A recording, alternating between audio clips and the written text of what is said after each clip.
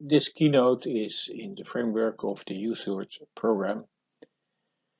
I'm Jaap Hogeling, for more than 20 years active in developing energy performance of building standards, currently chair of the CEN-TC 371 Energy Performance of Buildings and initiator of the EPB Center. In this presentation, I want to pay some attention to the EPBD standards, some information on the EU Green Deal renovation wave and Fit for 55 towards 2030,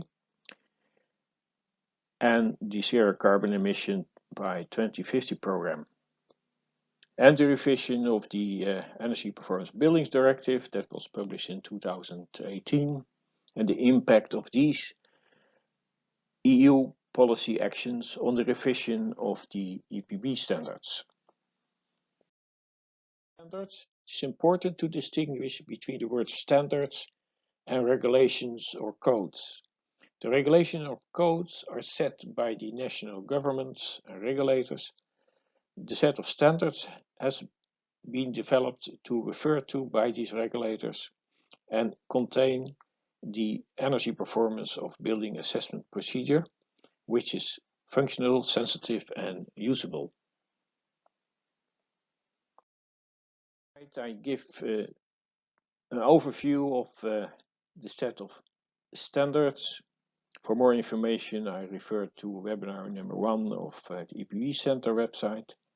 I will not go into detail, but this picture reflects the main set, from boundary conditions input on the top to energy need calculations by EN ISO 52016 in the middle, to the energy use calculations for the various heating, ventilating, air conditioning, cooling, lighting, and other systems to deliver and the energy to the building and converting the total energy use to primary energy and post-processing this information for the energy performance certificate. It is a modular set of standards. This modularity is a real advantage given the big number of standards, about 61. If you know one, you understand the structure of all. Most standards also have a technical report to help to understand the content of the standard.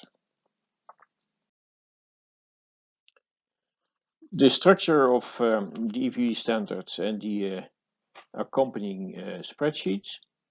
Important is to know that the standards have an Annex A and B. Annex A is an empty template ready to report the national choices connected to the national building regulations and regulations set by national governments. Annex B includes default choices ready for use of the standard. A few words on the EU Green Deal and the Fit for 55 by 2030 program. They are the drivers for the revision of the EPBD. And the question is, do they affect the use of the set of EPB standards? The three main focus areas of the renovation wave are tackling energy poverty and worst performing buildings towards healthy buildings, make elite examples priority for renovation for public buildings, and decarbonization of the energy delivered to and exported from buildings. Another focus is supporting the use of energy performance building certificates and building renovation passports. Buildings are acknowledged as one of the key factors and focus areas for European Green Deal, and more specific, the renovation wave strategy. The basis for urgent revision of the EPBD that was published in 2018 to direct the national renovation strategy to achieve a decarbonized building stock by 2050. On the revision of the EPB, the current revision process is ongoing to make the EPCs more popular and addressing the need to have or achieve healthy and comfortable buildings. An indoor environmental quality indicator shall be added to the energy performance certificate. Also, the virtual energy use of underperforming or absent building systems shall be included in the energy performance declaration of the building. This means if you have no cooling system, for example, but you have a cooling need, this energy should be taken into account, as it is expected that cooling systems will be added in the near future in those buildings. Hourly calculation intervals are required. This is an essential move also in respect of a correct calculation of the CO2 emission of buildings, where the CO2 emission of the electricity grid is part of the assessment on an hourly basis. This is also the only way to demonstrate that you have a zero CO2 emission building and gives credit to the varying conditions and their effect on building systems. It is important to know in the revision of the EPBD that the hourly procedure that it introduced is more easy to use, more transparent, reproducible, and innovative, supportive. Also important is to mention that these two EPB standards are added as a requirement in Annex 1 of the EPBD. The two standards on indoor environmental quality, primary energy factors, and CO2 emission coefficients. Article 2 in the new EPBD says zero emission buildings means a building with a very high energy performance, where the very low amount of energy still required is fully covered by energy from renewable sources generated on site or nearby according to the Renewable Energy Directive.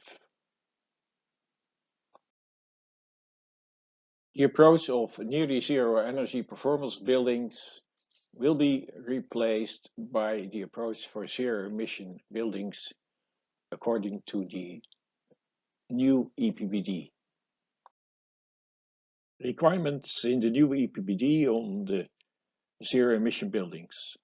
For new buildings, all buildings have to be zero emission by 2030. For public buildings, even earlier by 2027.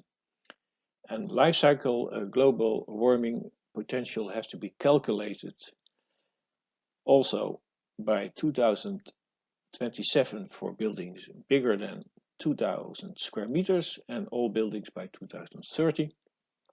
And the indoor environmental quality indicator shall be in the energy performance certificate as well. The EPE revision, how does it impact the use of the EPD standards? Well, the hourly calculation step will improve the reliability and transparency of the assessment procedures. It will also bring the use of the smart readiness indicator to a next stage. This allows to demonstrate the effect of grid interaction to decarbonization at building energy use level.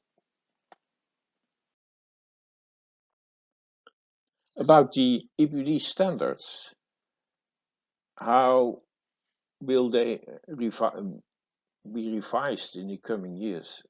Well, there is already needed revision and update. because the standards have been published in 2017. To start this as soon as possible based on the experience of the current set of standards and based on the revisions in the EPBD and the uptake of other European policy papers.